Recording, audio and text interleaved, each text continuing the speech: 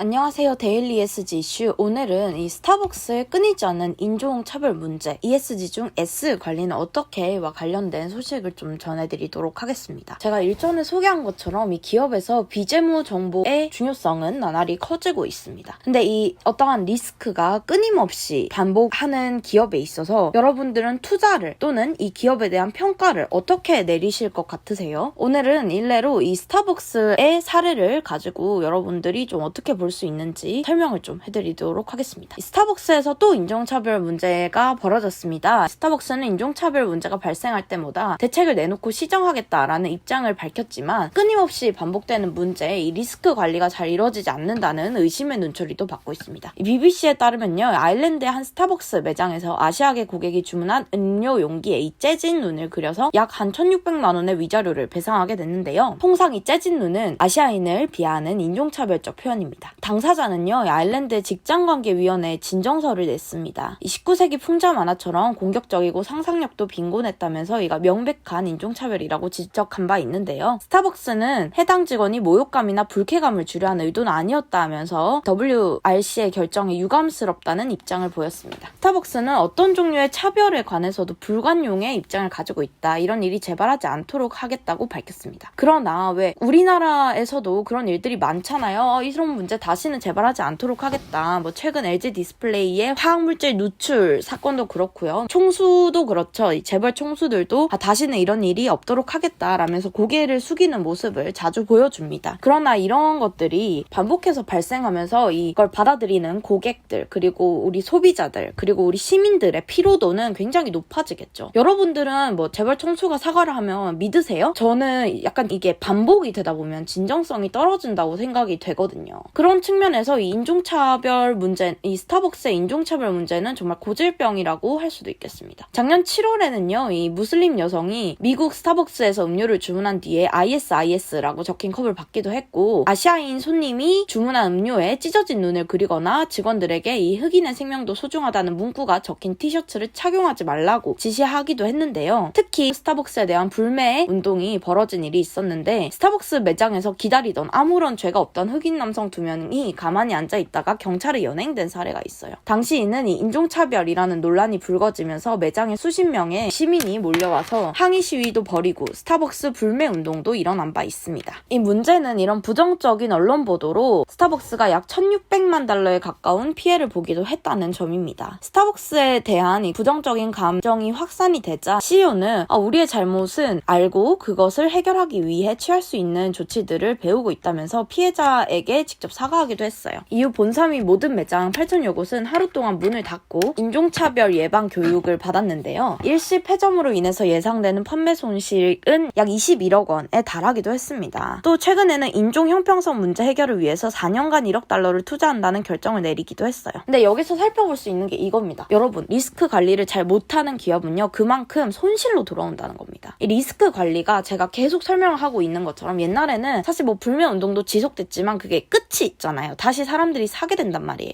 그에 대한 이 재무적 리스크 같은 것들이 이렇게 계산이 되지 않았어요, 옛날에는. 근데 요즘은 ESG가 부각이 되면서 이런 게 잠재적인 재무적 리스크다, 이게 반복되는 파동으로 보면 사건이 벌어질 때마다 들어가는 돈이 너무 많은 거예요. 근데 이렇게 불안정한 기업에 여러분들은 투자를 또는 돈을 좀 빌려주고 싶겠어요? 그런 부분들이 이제 부각되고 있다는 거죠. 특히 이 ESG가 부각이 되면서 이런 뭔가 이런 사회에 미치는 영향이나 산재 사고 이런 것들에만 좀 국한됐던 ESG 리스크라는 것이 이제 환경으로도 넓혀졌고요. 지배구조에도 들썩이고 있습니다. 지배구조는 오랫동안 얘기가 됐던 리스크 중에 하나인데, 최근에는 이제 환경이 많이 강화가 되고 있죠. 환경 측면에서 이 리스크와 관련된 이런 스타벅스의 인종차별 같은 문제와 관련된 거는 탄소 배출권 문제가 있을 것 같아요. 제가 저번에 설명드린 현대제철에서도 탄소 배출권 리스크가 이 잠재된 내재된 리스크라고 설명을 해드린 적이 있잖아요. 이런 식으로 ESG가 부각이 되면서 기업에게 이전에는 고려하지 않아도 됐던 나오게 되고, 그걸 이제 소비자들이 인식을 하는 시대로 변화했단 말이에요. 그러면 이 잠재적인 리스크 관리도 중요하지만 이걸 반복되지 않기 위해서 노력하는 게 중요한데, 스타벅스는 사실 이게 대면 업종이잖아요. 소비자 업종이다 보니까 이런 리스크 관리에서 계속 반복되는 문제가 일어나고 있는 거예요. 근데 그때마다 이렇게 손실이 있잖아요. 이런 관리를 어떻게 할 건지 기업의 어떠한 해명, 그리고 기업의 목표를 볼 수 있는 게 게 저번 박란이의 톡톡에서 설명드렸던 지속가능 경영 보고서예요. 여기에 이제 담겨 있단 말이에요. 이런 식으로 기업이 자기들의 리스크 관리를 어떻게 하는지 소통하는 방법이 더 중요해지고 반복되는 리스크에 사람들의 민감성이, 투자자의 민감성이 더해지고 있다는 겁니다. 포브스는요, 일부 사람들은 스타벅스가 인종과 사회적 형평성에 대한 약속을 강화한 만큼 이 진정성을 보이고 있는지 모르겠다. 그러면서 이 반복되는 인종차별 문제를 해결할 의지가 있는지 지적했어요.